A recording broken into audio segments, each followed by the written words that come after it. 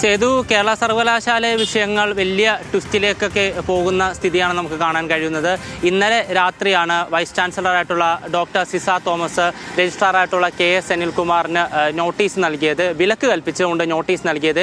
ഈ വിലക്കിൽ പ്രധാനമായും പറഞ്ഞിരുന്നത് സർവകലാശാല സിൻഡിക്കേറ്റിൻ്റെ തീരുമാനം താൻ അംഗീകരിച്ചിട്ടില്ലെന്നും അതുകൊണ്ട് തന്നെ സസ്പെൻഷൻ തുടരുകയാണെന്നും രജിസ്ട്രാറിൻ്റെ ഔദ്യോഗിക കൃത്യനിർവഹണത്തിൽ താങ്കൾക്ക് ഏർപ്പെടാനുള്ള അധികാരമില്ലെന്നും ചൂണ്ടിക്കാണിച്ചുകൊണ്ടാണ് സർവകലാശാല ആസ്ഥാനത്ത് വിലക്കിക്കൊണ്ട് കഴിഞ്ഞ ദിവസം ഇന്നലെ രാത്രി സിസ തോമസ് നോട്ടീസ് അയച്ചത്.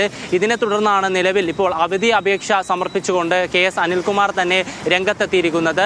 ഇന്ന് വിദേശ പര്യടനം കഴിഞ്ഞ് ഇന്ന് ചുമതലയേറ്റ താൽക്കാലിക വൈസ് ചാൻസലറായിട്ടുള്ള ഡോക്ടർ മോഹനൻ കുന്നുമ്മലിനാണ് കത്ത് സമർപ്പിച്ചിരിക്കുന്നത്. ജൂലൈ 9 അഥവാ ഇന്ന് മുതൽ ചെറിയൊരു കാലയളവിലേക്ക്, എത്ര ദിവസം വരെയാണെന്ന് പറഞ്ഞിട്ടില്ല, പക്ഷേ കുറച്ചൊരു കാലയളവിലേക്ക് തനിക്ക് അവധി വേണം എന്നാവശ്യപ്പെട്ടുകൊണ്ടാണ് രജിസ്ട്രാറായിട്ടുള്ള KS അനിൽകുമാർ മോഹനൻ കുന്നുമ്മലിന് കത്തയച്ചിട്ടുള്ളത്. ഈ കത്തിൽ പറയുന്നത് ദേഹാസ്വാസ്ഥവും രക്തസമ്മർദ്ദത്തിലെ ഏറ്റക്കുറച്ചിലും മൂലം തനിക്ക് കുറച്ച് ദിവസത്തെ അവധി വേണമെന്നാണ് ആവശ്യപ്പെട്ടിരിക്കുന്നത്. അതുകൂടാതെ തന്നെ രജിസ്ട്രാറുടെ ചുമതല പരീക്ഷാ കൺട്രോളർക്കോ അതിനോടൊപ്പം തന്നെ കാര്യവട്ടം ക്യാമ്പസിലെ ജോയിന്റ് രജിസ്ട്രാർക്കോ നൽകണമെന്നും ഈ അപേക്ഷയിൽ ആവശ്യപ്പെടുന്നു.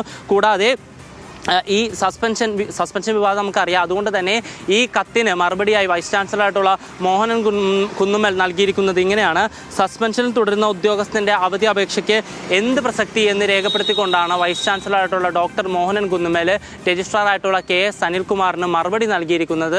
അതുകൊണ്ട് തന്നെ നമുക്ക് മനസ്സിലാക്കാം, കേരള സർവകലാശാലയിലെ ഈ ഭരണ പ്രതിസന്ധി വളരെ രൂക്ഷമായിക്കൊണ്ടിരിക്കുകയാണ്. ഒരു പക്ഷത്ത് വൈസ് ചാൻസലർ നിയോഗിച്ചിട്ടുള്ള ഡോക്ടർ മിനി കാപ്പന് ചുമതല ഏറ്റെടുക്കാൻ കഴിയാത്ത അവസ്ഥ നിലനിൽക്കുന്നു.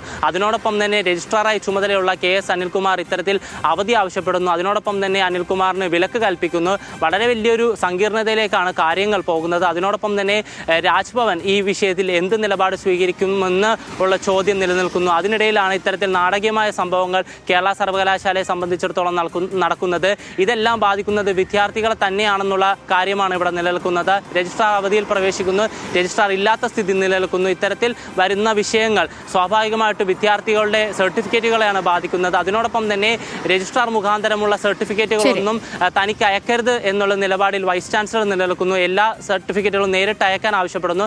അപ്പോൾ വലിയ സങ്കീർണതയിലേക്കാണ് സർവകലാശാലയിലെ വിഷയങ്ങൾ പോകുന്നതെന്ന് വേണം മനസ്സിലാക്കാനായിട്ട്. സേതു.